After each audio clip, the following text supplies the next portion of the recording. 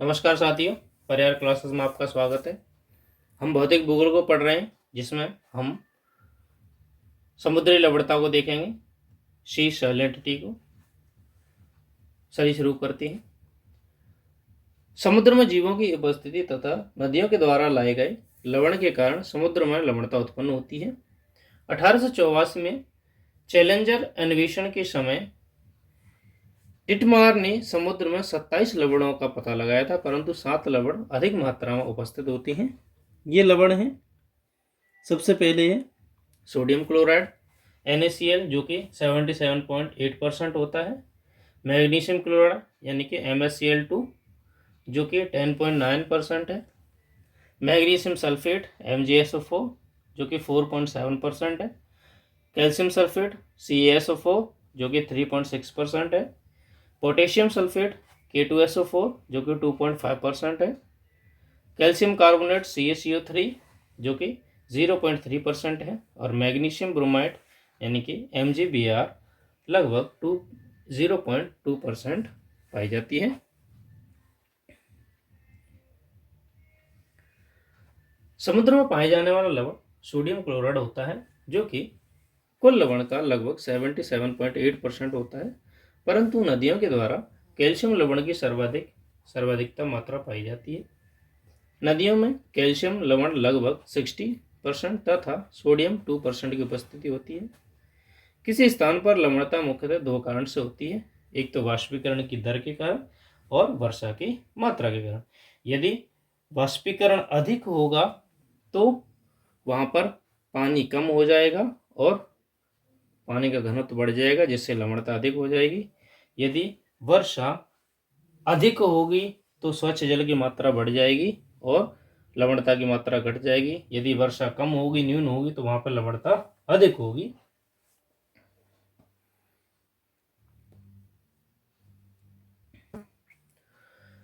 देखिए, उसी को आगे देखते हैं। विषुवत क्षेत्र में वर्ष वर्ष समवाहिनी वर्षा होती रहती है तथा वाष्पीकरण भी अधिक पाया जाता है, परंतु वाष्पीकरण की तुलना में वर्षा की मात्रा अधिक होती है, इसीलिए विषुवत रेखीय क्षेत्र में लवणता कम पाई जाएगी। बारिश अधिक है और वाष्पीकरण कम है। ठंडे प्रदेशों में तापमान की कमी के कारण वाष्पीकरण की दर भी कम होती है, समुद्री जीव भी कम होती हैं, इसलिए वहां लवणता भी कम होती है। जहां नदियां गिरने का स्थान होता है, उन स्थानों पर औसतन लवणता कम पाई जाती है, क्योंकि नदियों के द्वारा लाए गए जो लवण की तुलना में जल अधिक होता है। उष्णकटिबंधीय क्षेत्रों में वर्षा की तुलना में वाष्पीकरण अधिक होता है, इसलिए वहां लवणता की मात्रा अधिक पाई जाएगी। 0 डिग्री उत्तरी अक्षांश से 20 डिग्री उत्तरी अक्षांश से 40 डिग्री उत्तरी अक्षांशों के मध्य विश्व की सर्वाधिक लवणता पाई जाती है, जो कि उत्तरी गोलार्ध की भी सर्वाधिक लवणता है। दक्षिणी गोलार्ध में सर्वाधिक लवणता 10 डिग्री दक्षिण से 20 डिग्री दक्षिण के मध्य पाई जाती है। विश्व में सर्वाधिक लवणता तुर्की की वोन झील में है, जो कि 330 GM पर 1000 GM यानी कि 330% पाई जाती है। उस जल में जल की 100% मात्रा होगी, इसमें 330% होगा लवणता। विश्व की दूसरी सर्वाधिक लवणता वाली झील एवं विश्व की सर्वाधिक लवणता वाला सागर जॉर्डन का मृत सागर है, जिसकी लवणता 238% है। जॉर्डन एक मरुस्थलीय क्षेत्र है जहां पर वाष्पीकरण अत्यधिक हो जाता है तथा सागर में गिरने वाली नदियां भी सूख गई हैं। वाष्पीकरण के कारण इसमें निरंतर जल की कमी होती रहती है, जिसके कारण लवणता तीव्रता बढ़ती जा रही है। वर्तमान समय में 240 है इसकी लवणता। सॉरी,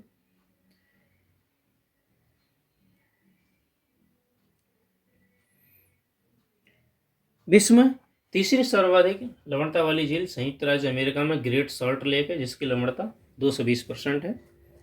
विश्व की सबसे बड़ी मीठे पानी की झील USA की सुपीरियर झील है। अफ्रीका, यूरोप तथा एशिया की सीमा पर स्थित सागरों की लवणता निम्न प्रकार से है, जैसे कि लाल सागर की 37 से 41% है। फारस की खाड़ी 37 से 38%, अदन की खाड़ी 37 से 38%, भूमध्य सागर में 37 से 39%, कैस्पियन सागर में 37 से 38%, काला सागर 37% और अरब सागर में भी 36 से 37% लवणता पाई जाती है। विश्व की सर्वाधिक गहरी झील रूस की बैकाल झील है। ये बीच बीच में फैक्ट है कुछ इंपॉर्टेंट। प्लेस्टोसिन काल में यानी कि हिम युग में, जो प्लेस्टोसिन काल की हिम कहा जाता है क्योंकि इस काल में अधिकांश स्थान हिमाच्छादित रहे थे। इस युग के अंत में हिम पिघलने के कारण विभिन्न झीलों का निर्माण हुआ। ऐसी झीलों को हिमानीकृत झीलें भी कहा जाता है। यूएसए में तथा कनाडा में स्थित सुपीरियर, मिशिगन, यूरान, ईरी, ओंटारियो झील हिमानीकृत झीलों की उदाहरण है। विश्व की सर्वाधिक ऊंची नवगम्य झील, समुद्र तल से सबसे ऊंची झील, अमेरिका की बोलीविया में पेरू सीमा पर अवस्थित बोलीविया देश में स्थित टिटिकाका झील है। लगभग इतनी ऊंचाई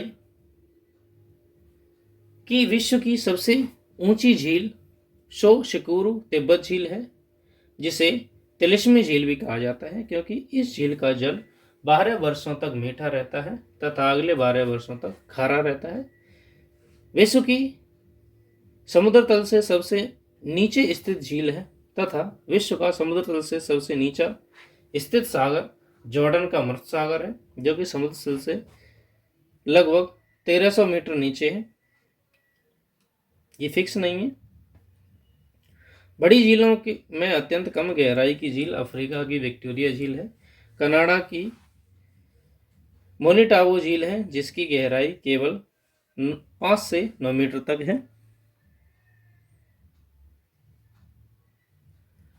बड़ी झीलों में स्थित होने के कारण उत्तरी अमेरिका को बड़ी झीलों का महाद्वीप कहा जाता है। सर्वाधिक झीलों की स्थित होने के कारण स्कॉटलैंड को झीलों का देश कहा जाता है।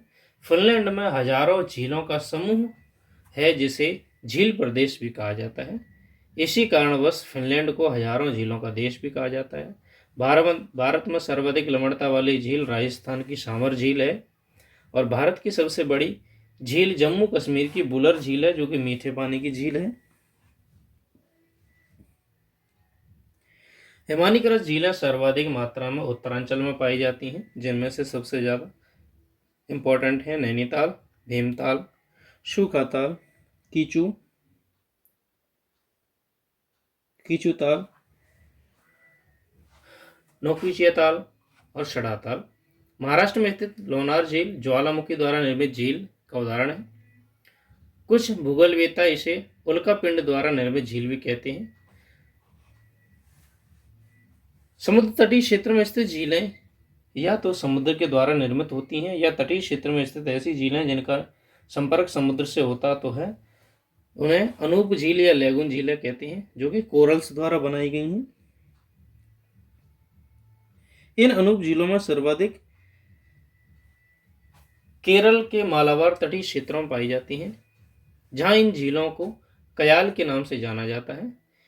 भारत में पाई जाने वाली कुछ अनूप झीलें हैं, जैसे केरल की हस्ताईमुड़ी कयाल, बेम्बनाद, आंध्र प्रदेश तमिलनाडु सीमा पर पुलिकट झील, उड़ीसा के तटीय क्षेत्र में भारत की सबसे बड़ी अनूप झील चिल्का झील अवस्थित है। तो हमने सागरीय लवणता या झीलों की लवणता को देखा। वीडियो को अंत तक देखने के लिए धन्यवाद। Thank you.